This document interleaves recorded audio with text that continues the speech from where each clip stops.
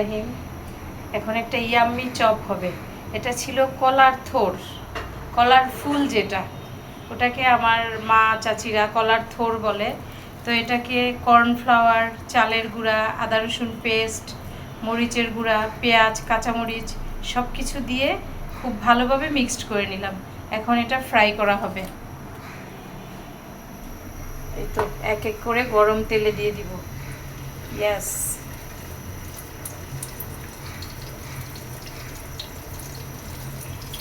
কলার মোচার বড়া খেতে খুব ভালো লাগে, এটা সস দিয়ে খাবো। আর কলার ফুলে আমরা সবাই জানি প্রচুর আয়রন, খুবই হেলদি একটা খাবার। বিশেষ করে প্রেগনেন্ট মহিলাদের জন্য এটা খুবই উপকারী। আর আয়রনের ঘাটতি তো আমাদের সবার শরীরেই কম বেশি থেকে যায়। তো এটা আমরা যাদের বাসায় কলা গাছ আছে, আমরা অবশ্য কলার ফুলটা আমার হাজব্যান্ড কিনে নিয়ে আসছে। যাদের নিজেদের কলার বাগান আছে তারা অনেক কলার ফুল পান, সেখান থেকে চাইলেই আপনারা বিভিন্ন ওয়েতে খাই। এটা আমরা সরিষা বাটা দিয়ে গরুর মজকের মতো ভুনা করেও খাই, প্লাস বিভিন্নভাবে খাই। চপটা আমি কখনোই করি নাই, একটা বাসায় খেয়েছিলাম, সেই থেকে এখন আজকে ফার্স্ট এটা আমি ট্রাই করলাম, যে দেখি চপটা খেতে কেমন লাগে। তো কর্নফ্লাওয়ার এই জন্যই দিবেন, আমি চালের গুঁড়াও দিয়েছি 50 আর কর্নফ্লাওয়ার দিয়েছি। কেউ চাইলে এখানে বেসনও দিতে পারেন একটু, আমি বেসন টেসন দেইনি, আমার কর্নফ্লাওয়ার রেডি ছিল ওটাই দিলাম। আর বরাবরের মতো এটা খুবই মচমচে হবে, টেস্টি হবে এটা জানি, যেহেতু আমি চালের গুঁড়া দিয়েছি। তো আরেকটু হোক, দেন চেঞ্জ করব।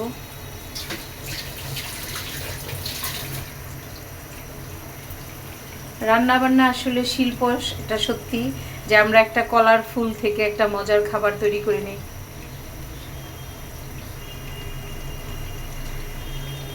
দেন কাঁচা মাছ থেকে মজার তরকারি করি, এটা আসলে আমাদের মায়েদের একটা ক্রেডিট বলা চলে। প্রত্যেকটা মা সুন্দর সুন্দর খাবার তৈরি করি।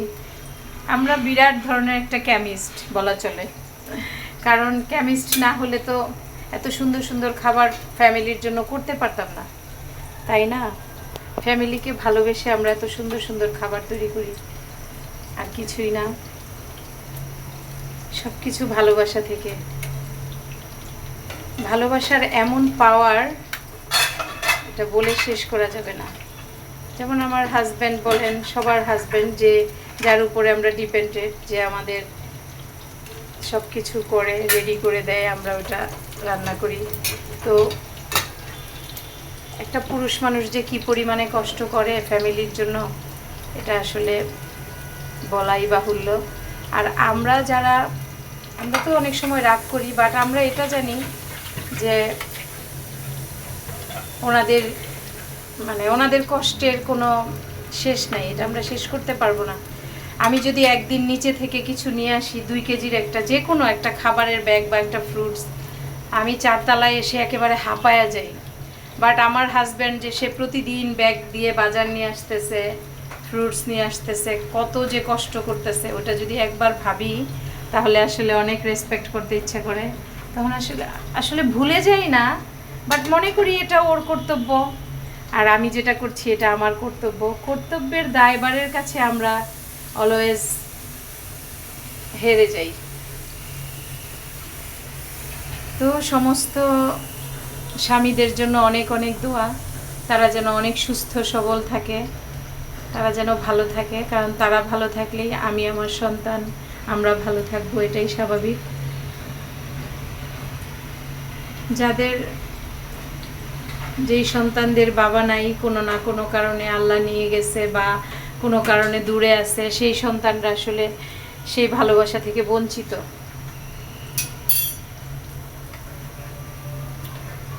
আমরা সবাই সবার জন্য অনেক বেশি দোয়া করব। তো আমার মজার চপ রেডি হয়ে গেল। ধন্যবাদ সবাইকে।